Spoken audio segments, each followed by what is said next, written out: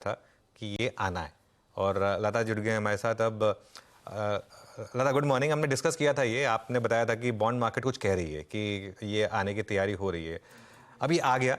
तो यहाँ पर क्या बॉन्ड मार्केट में भी वो सेल ऑन रैली होगा, सेल ऑन न्यूज़ होगा, या फिर ये फंडामेंटली पॉजिटिव है, इसके लिए यहाँ से और री रेटिंग होती रहेगी? इसको कैसे हम एक्सप्लेन करें? नहीं, ये अमाउंट में अभी भी थोड़ा क्लैरिटी नहीं है, क्योंकि the total number of bonds जो ऑलरेडी इंडेक्स्ड हैं ये इंडेक्स में, GBI EM GDI इंडेक्स में 213 बिलियन है। उसमें से 10% इंडिया का हिस्सा हो जाएगा 10 मंथ्स स्टार्टिंग जून 2024। तो वो एक तरह से 2 billion every month next year होगा एंड टोटल ऑफ 21 बिलियन। ये बाकी के इंडेक्सेस के वेट क्या है उन्होंने बताया नहीं है। There is a Z index and a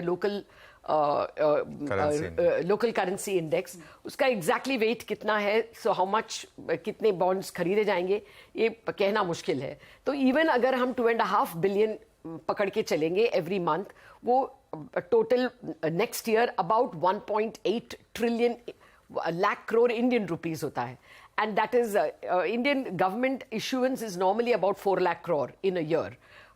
New issuance, gross देखेंगे तो of course much more than that. New issuance about 4 to 5 lakh crore है. We don't know the fiscal deficit next year. Even if you assume 5 lakh crore, about 40% उसका ये indexes ले जाएंगे। अभी आज का असर कहना थोड़ा मुश्किल है, because counter factors बहुत है। कल हमने जब US 10 ईयर बॉन्ड 4.23 से 4.33 गया, हम बिल्कुल रिएक्ट नहीं किए, तो गुड न्यूज उसमें थोड़ा आ गया है। अभी 4.33 से 4.5 चला गया है, एंड जो भी हो, it is the local currency of the world and the global cost of capital has risen to 4.5%। इसलिए थोड़ा उसको काउंटर करना मुश्किल है। हालांकि एंड सेकेंड रीजन इज हमने थोड़ा गुड न्यूज ऑलरेडी ले लिया है, तो शायद थोड़ा रैली है आज भी।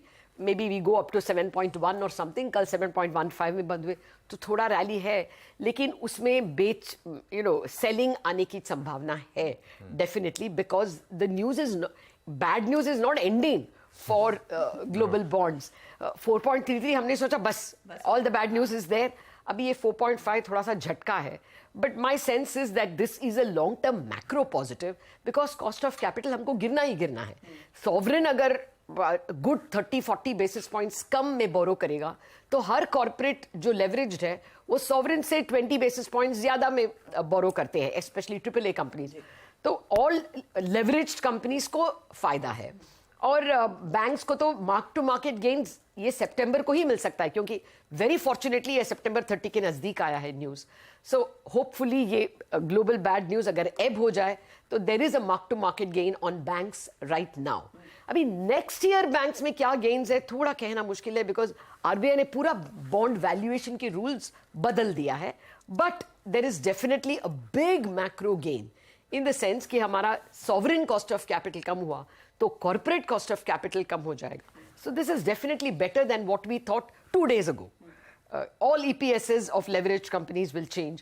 EPSs of banks will have to be recalculated. लेकिन exact amount अभी we are waiting for details. लेकिन आपकी बात में मैंने वो हुक पकड़ लिया है कि मार्क टू मार्केट गेन्स देखने को मिलेंगे, तो वो शायद कॉन्फिडेंस दिला सकता है निफ्टी बैंक वाले ट्रेडर्स को, स्पेशली जिस तरह से हमने देखा था पिछले 2 हफ्तों में PSU बैंक्स की रैली देखने को मिली थी, तो वो शायद ट्रेंड एक्सटेंड किया जा सकता है अगर आप मार्क टू मार्केट पर्सपेक्टिव से ही देख रहे हैं और एकदम शॉर्ट टर्म के लिहाज से देख रहे हैं। अगेन क्या मार्केट को पता था ये जिस तरीके से PSU बैंकों में रैली आ रही है? कई बार ऐसे होता है कि जब न्यूज आ जाता है तब हमको रियलाइज होता है कि अच्छा इसमें रैली क्यों हो रही थी, तो ये भी एक फैक्टर हो सकता है। कल लास्ट के घंटे में से SBI कोलैप्स कर गया, तो शायद कुछ हद तक मार्केट को पता था ये आ रहा है और वो ऑलरेडी प्रॉफिट बुकिंग की तैयारी कर रहे थे। ये पॉसिबल ही थी कल लास्ट के घंटे में। पोजीशनिंग के ऊपर है, तो both bond market, currency market and equity markets में ऑलरेडी प्री पोजीशनिंग है, और ये एक बड़ा सा bad news in terms of higher bond yields भी आ गया है।